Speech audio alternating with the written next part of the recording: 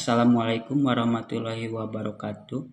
Kami dari kelompok 4 akan mempresentasikan pengaruh metode penggorengan dan konsentrasi jamur tiram putih terhadap karakteristik kimia dan mikrobiologi abon udang.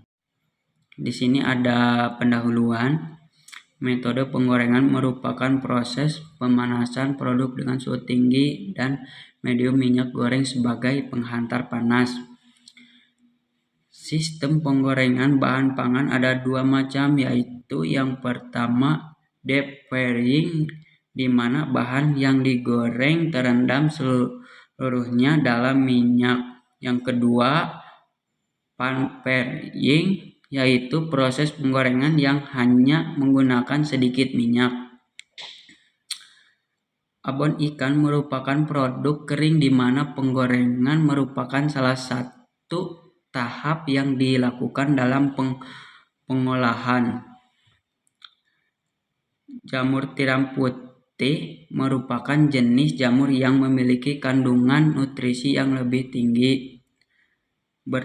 Berbeda berpengaruh terhadap kandungan protein dan serat abon udang. Penambahan jamur tiram putih menghasilkan abon udang dengan kandungan nutrisi yang paling baik. Penelitian ini dilakukan untuk mengetahui pengaruh metode penggorengan dan konsentrasi bahan pengisi jamur tiram putih yang berbeda terhadap kadar air, kadar abu, kadar protein, kadar lemak, serta serat dan mikrobiologi udang Paneus indicus. Baik, saya Zahra Devina, saya akan memaparkan bagian metode dan prosedur penelitian. Metode yang dilakukan penelitian ini yaitu metode eksperimen dengan faktor yang diamatinya itu cara penggorengan menggunakan deep frying dan pan frying. Selanjutnya ada prosedur pembuatan abon udang dengan jamur ini, yaitu pertama-tama udang dicuci bersih, kemudian dipisahkan dari kepala dan kulitnya. Selanjutnya dikeringkan dengan cara disangrai. Setelah kering, udang tersebut dimasukkan ke cupar untuk dihaluskan dan dimasukkan ke dalam pendingin. Untuk jamur dicuci bersih serta dikukus selama 15 menit. Setelah 15 menit, udang tersebut dipisahkan airnya dengan menggunakan spinner, lalu dikeringkan dan dihaluskan dengan cupar.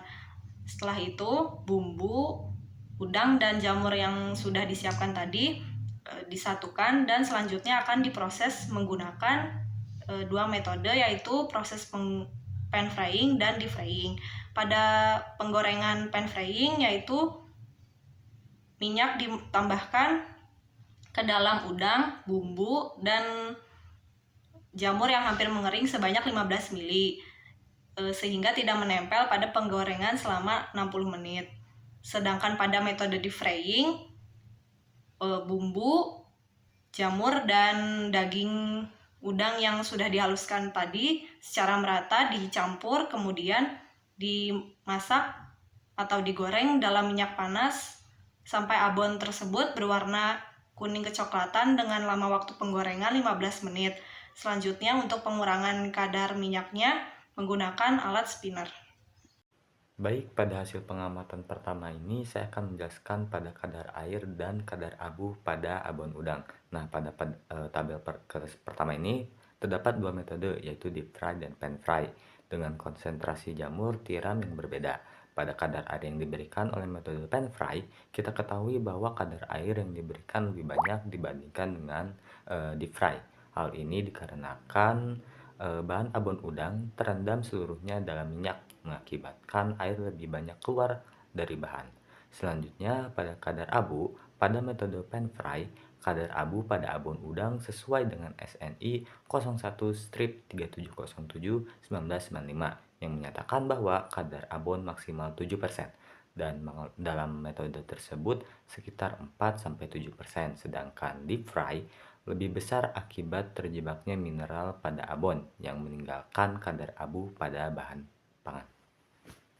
Untuk kadar lemak, hasilnya berkisar antara 3,3 sampai 14,3%. Nilai deep frying menunjukkan lebih tinggi dibanding pan-frying karena di frying menyerap minyak lebih banyak. Berdasar SNI, nilai maksimal kadar lemak adalah 30% dan di penelitian ini nilai tertingginya adalah 14,3%. Hal ini menunjukkan bahwa pada setiap percobaan masih memenuhi persyaratan standar mutu abon. Kadar protein hasilnya 12,51 sampai 24,29%. Nilai dari pan-frying lebih tinggi dibandingkan di frying karena di frying ini dengan suhu yang lebih tinggi sehingga terjadinya koagulasi. Berdasar SNI, nilai minimalnya adalah 15%, sedangkan pada percobaan konsentrasi 45% dengan deep frying itu masih di bawah 15% sehingga tidak sesuai dengan standar mutu. Sedangkan untuk serat kasar berkisar antara 4,53 sampai 12,83%. Makin tinggi konsentrasi jamur, maka makin tinggi pula seratnya karena jamur tiram segar memiliki kandungan serat 11,5%.